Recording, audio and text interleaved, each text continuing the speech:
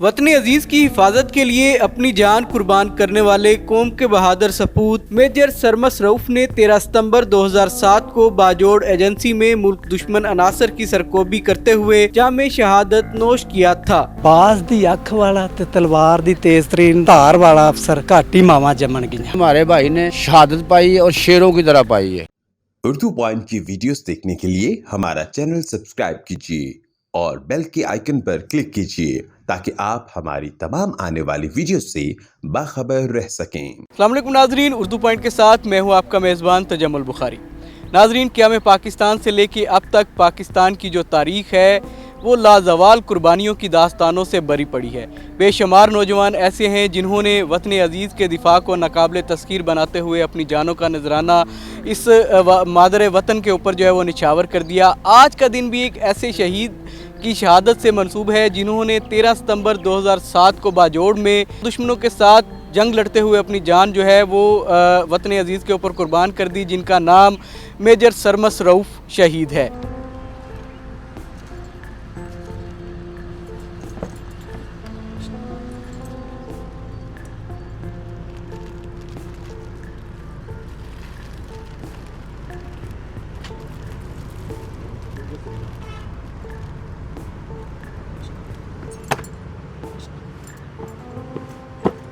हमारे साथ bishop of Lahore मौजूद हैं, उनसे जानते हैं। सब बताइएगा क्या कहेंगे, आज एक जो बहादुर सपूत की शहादत का दिन है, इस अजीम कुर्बानी के हवाले से क्या पैगाम देंगे? मैं समझता हूँ कि जब भी कभी खुदा हमारी ज़िंदगी में ये मौका लाता है कि हम शहीदों की बरसी मना सकें, तो मैं समझता हूँ कि ये एक बड़ा अजीम दिन है और ना सिर्फ उनके ख़ानदान के लिए बल्कि पूरी कौम के लिए कि हमारे सपूत जो है वो नाडर हैं और वो बड़ी कमिटमेंट के साथ अपनी सर्विसेज भी देते हैं और जब उन्हें मौका मिलता है या खुदा की रज़ा होती है वो वतन अज़ीज़ के बचाव के लिए, इसकी हिफाजत के लिए अपनी जानें भी निसार करते हैं। तो मेजर सरमस रऊफ एक दलेर नाडर सिपाही थे, मेजर थे। उन्होंने अपनी सर्विसेज में सियाचिन में, control of line of control Kashmir में और बहुत सारी जगहों पर उन्होंने खिदमत सारे अंजाम दी है और उन्हीं के साथ कैप्टन कर्नल शेर खान वो भी उनके साथी थे जो कारगिल की जंग में शहीद हो गए, लेकिन इन्हें बाद में खुदावंद ने शहादत का मौका बाजोड़ एजेंसी में दिया। तो ये पूरी कौम के लिए उनका नाम एक फ़ख्र का नाम है और हम खुदावंद के शुक्रगुज़ार हैं उनकी शहादत के लिए। और यहाँ पर मैं ज़रूर ये बात कहना चाहता हूँ कि पाकिस्तान को ना सिर्फ बनाने में मसीहों ने अपना किरदार अदा किया है बल्कि इसको मुस्तहकम करने में भी उनका एक किरदार है और ये जब तक खुदावंद के फजल करम से क़यामत नहीं आती पाकिस्तान इस धरती पर कायम रहेगा और मसीहों की जो खिदमात हैं, उनकी जो कमिटमेंट है, वफ़ादारी है वतन अज़ीज़ के लिए, इसकी सलामती के लिए, इसकी बका के लिए, वो हमेशा जारी रहेंगी। आज का दिन हमारे लिए बड़े फ़ख्र की बात है कि सरमस रऊफ शहीद ने मुल्क और कौम की खिदमत करते हुए अपने आप को शहीद किया। मेरा नाम प्रोफेसर डॉक्टर सलीम मैसी है और इन दिनों में जहाँ तक कौम की खिदमत की बात है तो मसीहों ने एजुकेशन में, हेल्थ में, मिलिट्री में, सिविल सर्विसेज में पाकिस्तान के लिए बहुत काम किया है। तो आपको खुशी होगी ये सुनकर कि गुड शेपर्ड किचन हॉस्पिटल, अच्छा चुराम से अस्पताल तिपालपुर रोड पर है, खुडियाँ से आगे तलवंडी है उसके ऊपर, और 150 बेड का मॉडर्न हॉस्पिटल बनाया है ताकि वहाँ पर गरीबों का इलाज हो सके। वहाँ पर हम नर्सिंग स्कूल भी बना रहे हैं जो कि मेडिकल स्कूल बन जाएगा ताकि लोग वहाँ के जो है पसमानदा लोग जो हैं, बच्चे जो हैं वो मेडिकल की तालीम हासिल करें और कम्युनिटी अपलिफ्ट हो। तो ये हमारा जज्बा है। मैं आपकी वसात से कहूँगा कि जहाँ वज़ीर आला साहब दूसरे हॉस्पिटल में जाकर दौरा करते हैं और मायूस होते हैं, तो मैं चाहूँगा कि वो गुड शेपर्ड में आएँ और आकर देखें कि ये state of the art hospital बना है और आकर उसमें हिस्सा डालें ताकि उन लोगों की भी खिदमत हो। नाज़रीन, हमारे साथ मेजर सरमस रऊफ़ शहीद के तायाजाद भाई इलियास मसीह जो हैं वो मौजूद हैं। उनसे बात करते हैं और जानने की कोशिश करते हैं कि सब बताइएगा कैसा फ़ील होता है एक शहीद के साथ आपका ताल्लुक़ है जिसने मुल्क की बका के लिए अपनी जान का जो है वो नजराना पेश किया। सर ये जो भाई की बात है वो दुख की बात है कि मेरा भाई था, मेरा खून था। जो शहादत की बात है उससे हम इतना को खुश हैं, इतना को छाती हमारी जो खुशी से चौड़ी होती है। हमारे भाई ने शहादत पाई और शेरों की तरह पाई है, दुम दगा के भागे नहीं हैं और हमें खुशी है कि उनने शहादत पाई है। हाँ जी। अच्छा, ये बताइएगा कि उनकी निजी ज़िंदगी थी, अपनी निजी ज़िंदगी में वो किस तरह की शख्सियत के मालिक थे? सर वो शुरू से बचपन से लेकर ना एंड तक उसने खुदा की बहुत ज़्यादा पूजा की है। वो अपने खुदा को मानते थे और अच्छे तरीके से मानते थे। और वो जब दिल चाहता था वो नहीं देखते कि इधर था अच्छी है बुरी है, वो यहाँ पे बैठ के दुआ करने लगते थे। और उसकी गाड़ी में हमारे मज़हब में गा बजा के इबादत पूरी होती है, वो तबला और वाजा वो मेरे भाई की डिग्गी में रहता था। और वो उनका जवान था, वो तबला बजा लेता था और वो अपने साथ ही रखता था उसे। अच्छा, बताइएगा कोई ऐसा ज़िंदगी का यादगार वाक़या जो आपको अभी तक याद हो, जो आपने उनके साथ जो आपने ज़िंदगी के लम्हात गुजारे हैं, क्या बताएंगे उस हवाले से? सर वो मेरे भाई जो थे वो इतने रौनकी और शुक्ली आदमी थे कि जब उनकी शादी हुई थी ना, ये हमारे पास से बड़ी और हमारे ख़ानदान में गांव में रहते हुए ना बड़ी बात है। वो जब शादी हुई तो वो थोड़ा सा घर उसने साइड से बना लिया था। वो घर आए तो मेरे अब्बा जान पूछने लगे ताया जान के सरमद साहब कल किधर थे आप?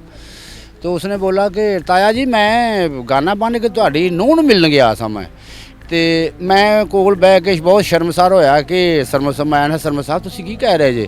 ਉਹ ਕਹਿੰਦਾ ਯਾਰ ਮੈਂ ਤਾਏ ਨੂੰ ਉਹਦੀ ਨੂੰਹ ਨੂੰ ਮਿਲਣ ਗਿਆ ਹਾਂ ਤੇ ਮੈਨੂੰ ਨਾ ਇੰਨਾ ਫੀਲ ਹੋਇਆ ਕਿ ਮੈਂ ਨਾ ਇਹ ਨੇ सरमद साहब ने ਕਿਹੜੀ ਗੱਲ ਕਰ ਦਿੱਤੀ ਤੇ मैं यार ना कर। ਉਹ मैं गया था फिर पुराने ज़माने में वो जब गाना बांधते थे लोहे की खूंडी होती थी, हमारी दादी जान उसे पकड़ाई है सरमद साहब खूंडी पकड़ लें, जो बाहर की चीज़ें होती हैं वो पुराने रिवाज थे। तो उसने खूंडी पकड़ ली तो खूंडी को बड़ा खड़काते थे, उसमें चूड़ियाँ डाली होती थी निकी निकी, वो छल्ले और बड़े अच्छे इंसान, बड़े रौनकी आदमी थे, बहुत रौनकी आदमी थे। जितने कुछ झूठ मारे जितना बड़ा अफसर था उसी के साथ उसमें अंदर इतनी को दिल में हौसला और इतनी दिलेरी थी कि वो जो भी बात करता थी, आप छोटे से बड़े थे उनसे ना वो समझता कि मैं आपसे छोटा हूँ। वो अपने माँ प्यो को, अपने चाचों को, ताए को वो खिलाता था, खिलौना अपने आप को खिलौना बना देता था। ऐसा आदमी था कि वो अपने आप को खिलौना बना देता था और वो बहुत अच्छा इंसान था।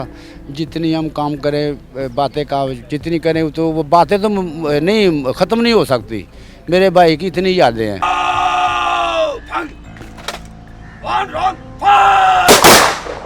नाज़रीन, हमारे साथ मेजर सरमस रऊफ़ शहीद के चचाजाद भाई मौजूद हैं। उनसे बात करते हैं और जानने की कोशिश करते हैं। सर बताइएगा क्या वाक़या हुआ, किस तरह से इतला पहुंची घर में, क्या माहौल था उस वक़्त जब ये पता चला कि सरमस शहीद जो हैं वो वतन की हिफाजत करते हुए उन्होंने अपनी जान जो है वो इस वतन के ऊपर निछावर कर दी है? क्या कहेंगे?